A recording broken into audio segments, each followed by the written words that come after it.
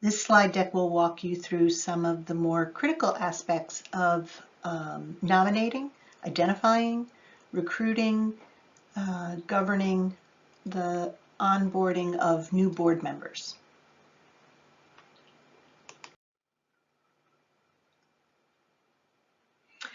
Interviewing board members and recruiting board members and interviewing board members is really as simple as recruiting and interviewing key staff people in your organization, and it should take on that level of importance. So when we look for people to fill a position in our organization, we really only have 3 questions. Can you do the job? Will you love the job? And can we work with you? And can you work with us?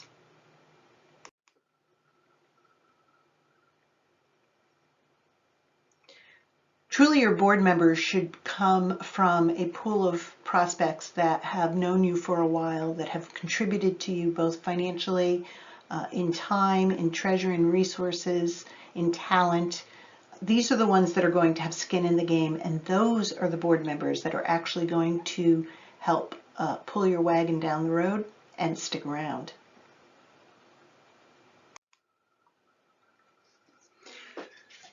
So, interviewing a board member.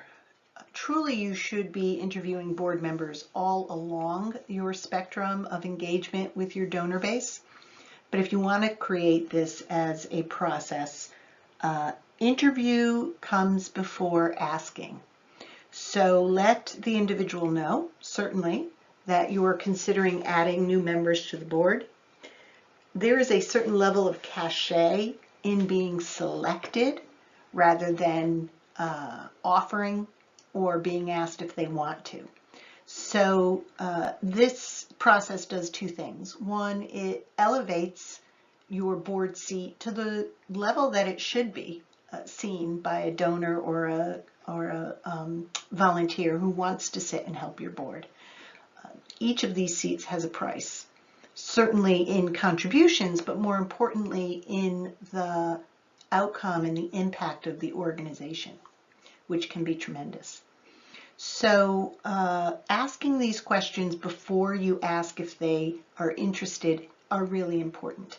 Now, certainly you have to get their permission to ask these questions, but if you let them know, hey, look, we're thinking about bringing on some new board members. We have some board members that are going to be cycling off, and your name came up, and we're not sure whether you'd be interested. We're not sure where you would fit in the board, so we have some questions we'd love to ask you. Can we schedule 30 minutes to kind of go through them? The first 3 questions at that time that you should ask is, what truly inspires them about your work, about your mission, about your cause? Make sure that they have a heart for what you're doing. Secondly, how do you see yourself supporting us? A board member should come with a 90-day plan, just as a professional that you're hiring into a position, paid position would. They have to see how they have value and benefit and how they will be an asset to the organization. That should be on their shoulders, and they should be carrying that to really see themselves in this position. And then help them to be candid. Ask them in what areas of their role on a board, your board or any board, they might see themselves needing help in. Being candid and being vulnerable from the very beginning is really important for a board member who is going to be teachable, who's going to learn, and is also going to be willing to contribute. Then you have your basic board member interview questions. What's your experience? Have you ever been a volunteer? Those are things that they can fill out in a form before your 30-minute conversation if you want. It's very easy to put those questions into a SurveyMonkey form that they can just fill out and hit submit. And then also find out what types of boards they've been on, if indeed they've sat on other boards. And as you're asking them about the types of boards, you can ask them why that board, what worked, what didn't work for them with that type of board.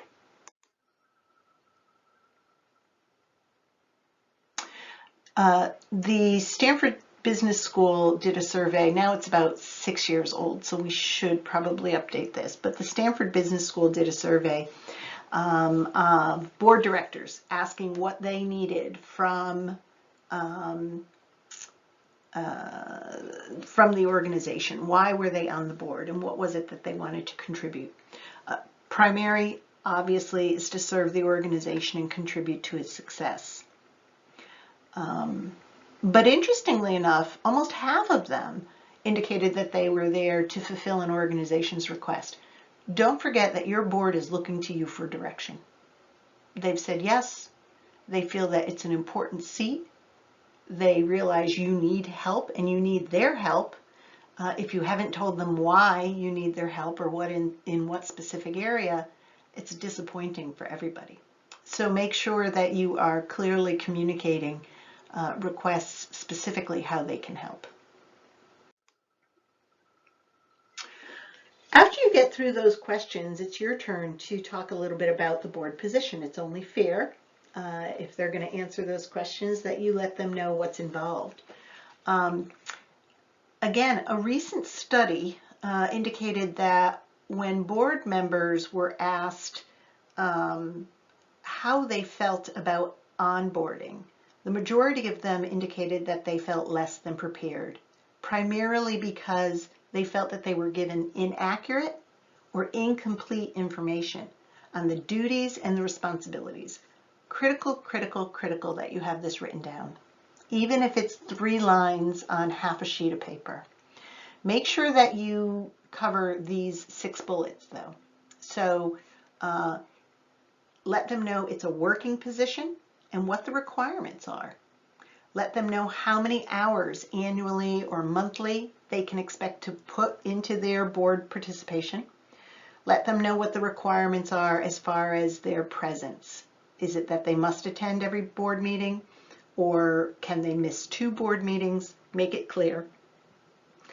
Let them know that there will be a financial commitment. You don't necessarily have to give a dollar amount.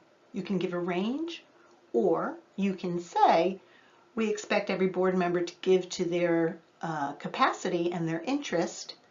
However, we would like to have a $1,500 minimal gift, but feel free to talk to us about a larger investment into a specific area that you might be interested in. Let them know that there will be an annual board training. That's really important because annually you have to do 3 things. You have to review their legal duties. This is a legal obligation of your organization. You have to review their legal duties of care, obedience, and loyalty. You have to have them sign a confidentiality agreement again. And you have to have them sign a conflict of interest agreement again. Those have to be signed annually. So let them know that that is not a meeting that can be missed. And then let them know that part of their role is to participate in annual strategic planning, mostly on their own performance and what they're going to do next, but certainly you can include them in the organization's strategic planning as well.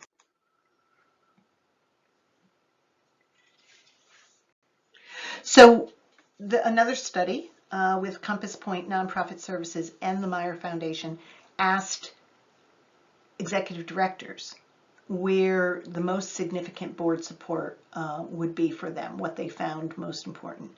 Financial oversight, community ambassadorship.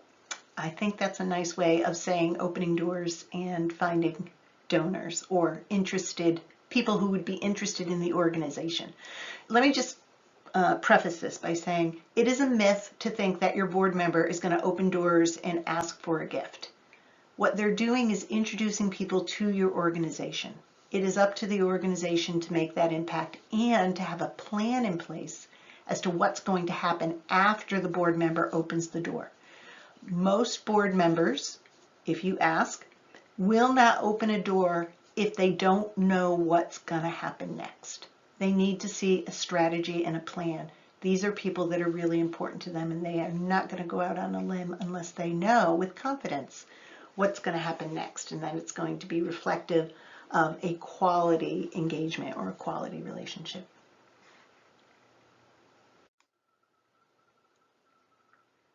You really need to understand where you need board support. It's not as easy as just getting a fanny in the seat. That does nothing for anybody. Sure, you've reached your goal, you got someone in the seat, but now you're still stuck with emptiness, with non-participation, unless you know what your support is or what your needs for support are. Next, you want to ask some behavior questions because you want to know culturally if this is a fit. What type of time commitment can they make? If this is a very busy executive and you need them to attend a meeting every month for an hour and a half and then also do some committee work for another hour and a half, you need 3 hours of their time monthly. They may say to you, I really can only give about a half hour a month. That is not a fit. Do not try to fit a round peg into a square hole. I know it feels like you're accomplishing something, but it will not. And then find out how they lead. Board conflict, board cohesion, being able to work collaboratively as a team. There's a weird dynamic. We all know how long it takes to form teams.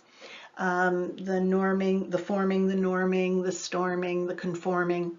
We don't have that time with boards, and the fact that boards are consistently turning over at random times, not consecutively. There's a popcorn effect there. So you really need to understand how the board member can illustrate to you how they lead in the workplace to see if they're a fit for the rest of your board. These might sound a little touchy to ask, but it is important. How do you handle constructive feedback?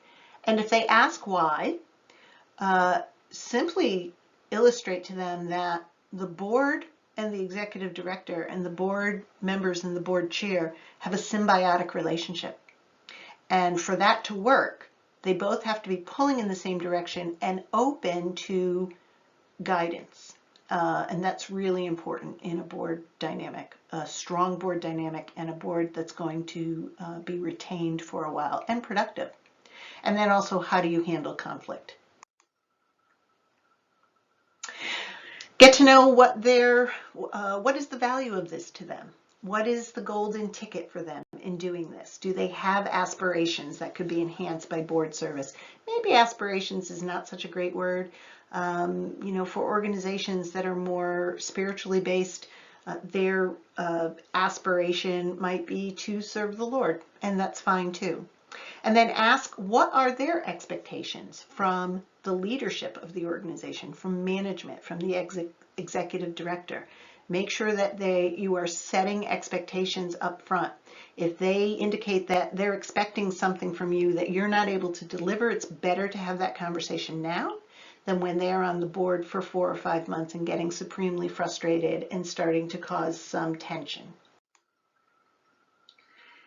And then find out how they've participated in the board in the past. Ask them for examples of ideas of things that they've implemented or introduced or led in boards they've participated in. And then find out how they stay organized, how do they stay motivated, how do they carry the water for you? The last thing you want to do is have to have another set of people to be governing and directing. Really, your board will change over time, and that's why board tenure is so short. 2 years might be too short. 4 years might be better, but the mix and the diversity and the qualifications of your board will change as your organization evolves. But it's always going to be focused on these key areas, their wisdom, their influence, the work they can provide, and then of course what they can contribute financially. Not just for their check, but their contribution sets the tone for the community. And your community is going to want to know what the board has contributed. There's some real significant benefits of interviewing your prospective board members as if they were a paid position. One, it sets the tone. Anybody coming onto your board after going through this process realizes that you're serious. This is a job and you need them. What does it do you as far as service to the organization? If you skip all of this and just say, do you want to be on the board? And they say yes, They have no expectation, and now they're there and they're still not doing anything. Now you just have people that are showing up or maybe not showing up. So it really does set a tone. Think about the tone that you want to set. You certainly are going to attract a higher caliber of candidates. Busy, productive, effective, influential, impactful people want to be part of a board that is all of that as well. And you're going to find that you have more board satisfaction. You're going to find that board members show up more often, that they comply with the attendance requirements, and that you're going to have lower turnover. So hopefully this is helpful. It really is a professional development and recruitment process. And there are some things that the organization needs to do to prepare for it. But if you frame it in this way, you're going to see a tremendous, tremendous difference in the quality and in the engagement from your board members.